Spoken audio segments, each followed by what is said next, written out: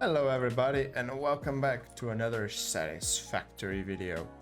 And let me catch you guys up. I've been doing a lot of grinding here to get all the researches from the MAM, or at least the ones that I could, you know. I unlocked several of these, especially here, the Owen technology, because I did get my hands on the SAM and, well, unlocked reanimated SAM and also unlocked the SAM fluctuators, which actually allowed me to unlock the dimensional depot, and I had some extra resources, so I upgraded the depot one time.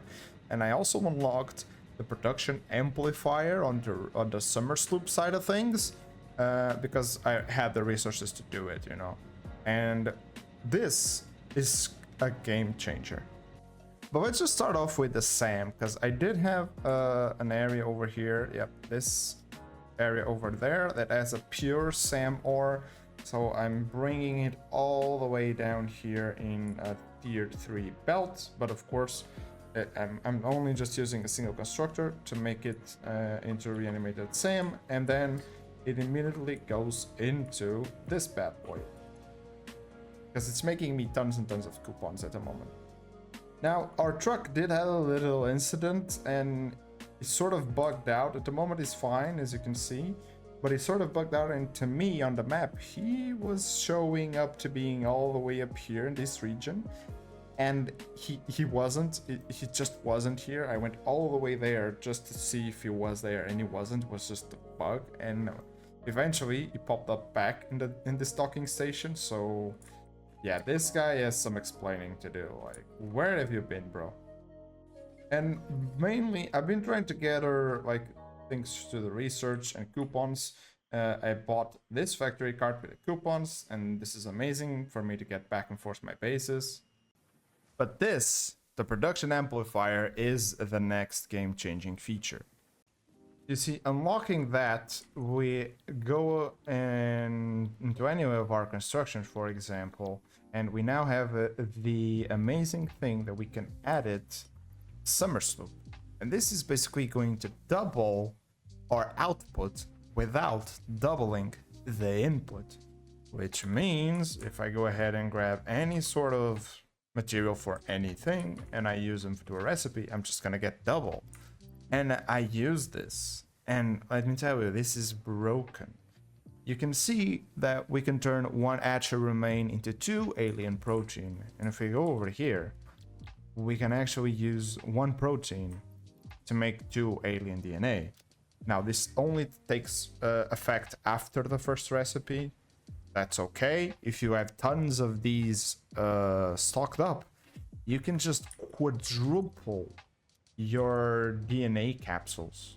And the machines even have this cool animation where they're sending purple smoke and they have the purple on the power cables. Like, this is so cool. So I converted all my mob drops, which I stockpiled, and well, I got 314 capsules, which means we can just go ahead and pop these into here. And is this MK3? This is an MK3, and watch our coupons just rise up. So I think I had like 1 coupon, and now I got like 26 of them. That's broken. Congratulations for unlocking a device that, thousands of years later, fulfills exactly the same function, except with a requirement for rare metals and plastic components. So now we have a boombox, because reasons. And well, while exploring this area up here, I actually came across a cassette tape, randomly floating. So how do I put a cassette tape here? Okay, change tape. Yeah, this was the one, Songs of Conquest. Can we... Okay. Can we, like, raise the volume? Oh, it's maximum. It's quite nice, actually. I like it. And if you switch from the radio, the music still plays. Which is amazing. You can have, like, a soundtrack for everything you're doing. Oh, and of course, you can also drop the bass. If you want to know what drop the bass does, well, Let me show you. First of all, we need to ignore this dude. Or, I guess we can kill him. And then... Come on. Show me what you got. There we go. Isn't that amazing? It kills all of these fireflies.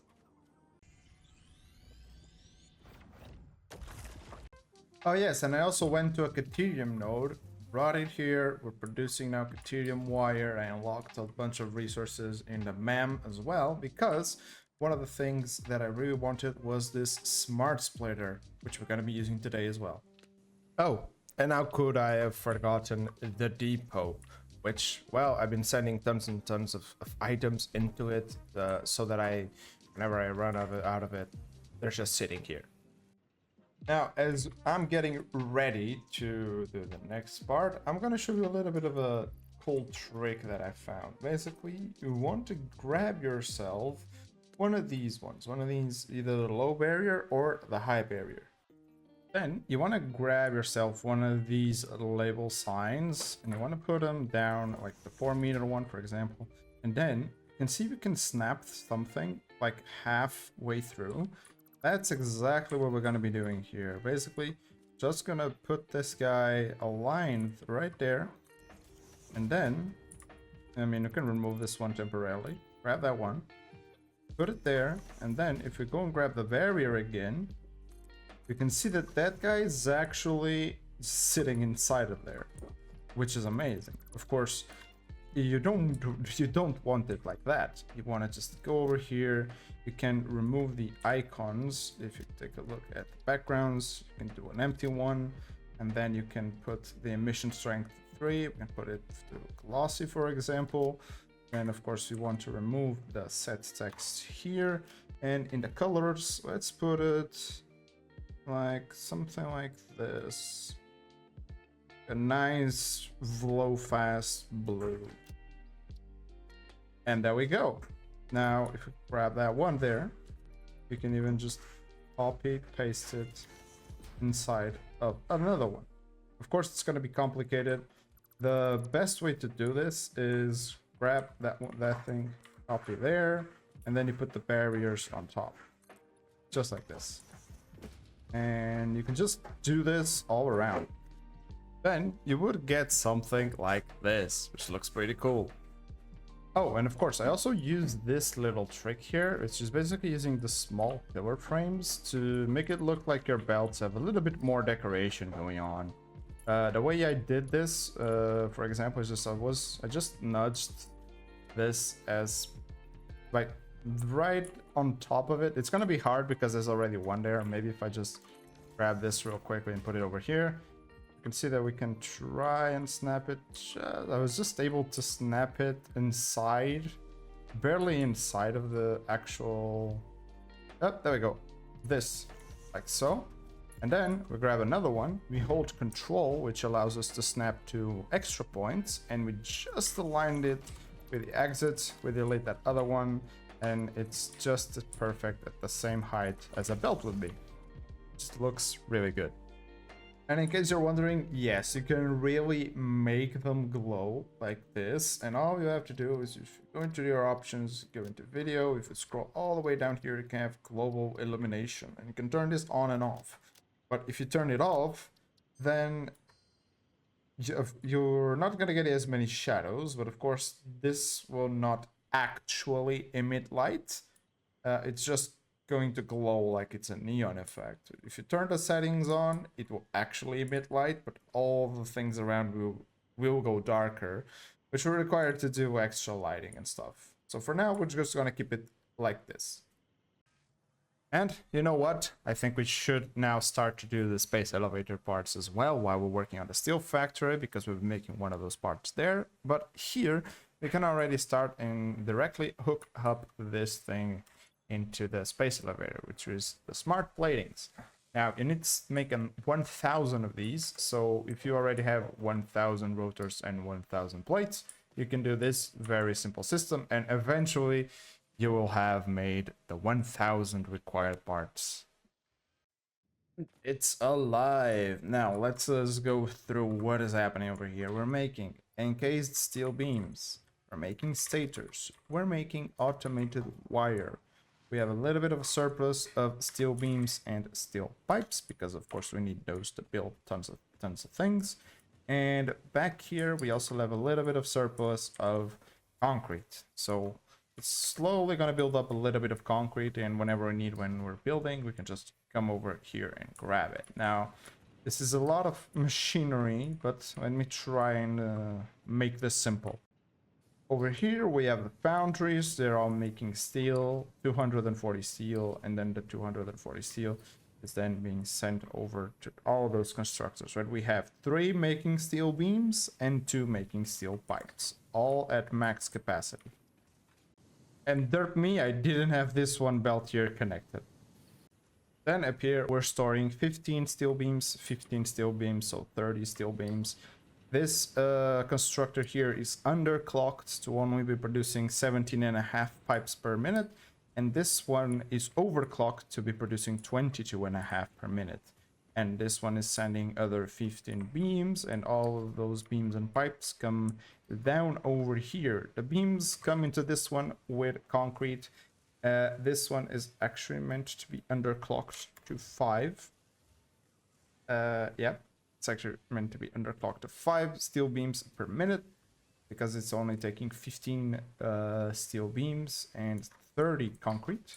Because each one of these is making 15 concrete, we're putting it together and then sending it over there.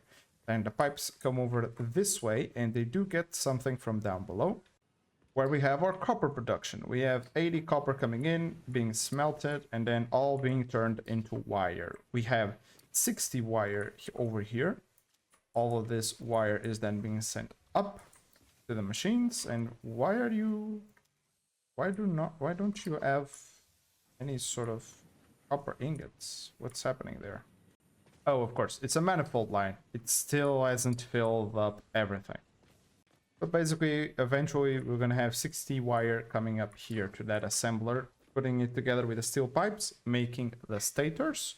And then we have 100 wire being sent up, which is then being put into these constructors. One of them, I believe, is underclocked. Yep, this one. So this is exactly taking 100 wire, making 50 cable per minute, which is then powering this one, which is using 2.5 stators per minute to make the automated wiring. Woo!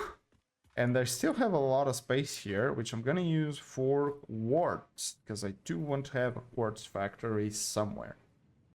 And I think it's time to actually put to use one of Total Eclipse's tricks, and that is how to make this little bit of a curve here. Now, I want to start going up here so I can get my hands on quartz very quickly. So I want to curve this area to go around it. So if I delete these, all of these, you see that I have a straight foundation going here. Then I want to grab a catwalk and place it on the edge of this one. And if you grab another one and hold control, you can then rotate this. And I want to do it once, and then I want to put another one normally in front, because a foundation can snap to that. And since a foundation is 2 catwalks, you can then just do this and hold control and hold control, and then you just snap the foundation to where you want it to be. And look at that, I got a curve. And now I brought the quartz vein that I have somewhere around here in a little bit of a cave. I have a pure quartz, so it's 240, and I have it split between 8 constructors, making me quartz, making me silica. You can see the silica is the one that's actually being very heavily produced. But I said I was going to be using smart splitters, and I am. Basically, I'm going to have a smart splitter, or try to have at least a smart splitter on all of my containers. So whenever my containers are full, they will be sending the items into a sink. Which, that reminds me, I need to power this guy up. Basically, okay, this belt's kind of in the way, but we'll fix that, don't worry. But yeah, basically, whenever this line stops moving, the items will go into this merger and then into a sink, The same thing whenever that container is full, because this line will not be moving and any overflow will go that way. Basically, you want to configure this so you can tend, in this case, for example, I don't want nothing going forward because I don't even have a belt there. I want everything to go right, and then the overflow will go left, which is that way. Now, I'm also starting to put some decorations here and there because I don't want to be like this to be just a box, you know. I kind of want to make this thing look good, and I can actually now improve the power production and copy what's in here and put it over there, because we can double pretty much this production at the moment. And I'm also just starting to get tons and tons of coupons so I can then buy what I need to decorate, even though decoration is not my best in this game, but we'll try. And you can see that on the right side, I'm already finding the elevator parts. Yes, I'm already trying to make all of the versatile frameworks. You can see I do have a lot of steel beams, and I do still need like half of them. I have all the modular frames because I'm pretty sure I have accumulated all of those. And I already have the other piece, which is the automated wiring, because we're producing that. So that's done. So I'm gonna do what I did for the smart plating, and I'm just gonna put a constructor basically doing the versatile framework. Hey, it is now time, and I even took a photo for some reason. We can now load, and then we'll be able to seal it off. And then we're going to be able to send it complete phase 2. And that will unlock us tier 5 and 6. Welcome to the project assembly. Oh, I forgot about this. This is new. What we're gonna have? Phase 2 project part shipment is Yes, we now ready did for that. delivery. We're sending that, Phase of 2 course. will be completed and the What are we gonna construction get? dock will be constructed. After completion of Phase 2, the technologies of Tiers 5 and 6 will become available in the hub. Pretty good. These might feel intimidating after your previous experience, but rest assured that you would not be here if you were entirely incompetent. Highlights are oil production, railway transportation, the jetpack, and many more. Yeah, the jetpack's what I Phase 3 need. of project assembly is your next main objective. Just remember to focus on producing and delivering the project parts, and Fixit's faith in you will be strengthened. Yeah, this is our next step.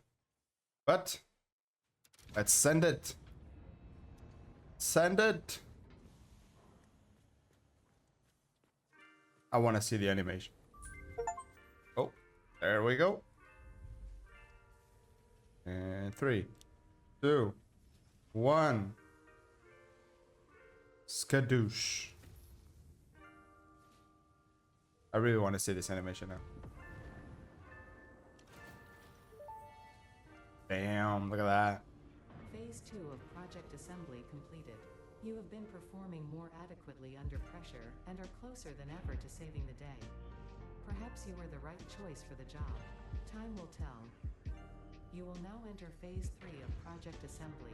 Continue as you are, and there should be no issue. For humanity. For Fixit. I love how they say for fix it last.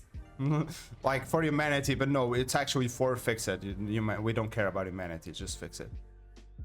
And this is how the steel factory is looking. I mean, there's even the, the blueprint design I randomly used today. But yeah, this is how it's all looking. I mean, I'm gonna take a picture because this looks pretty cool. I still have some space at the top. We have an empty room there, which still needs to be used. And we have this empty like ceiling that I still need to be used. And we do have an hypertube to take us back to the other base.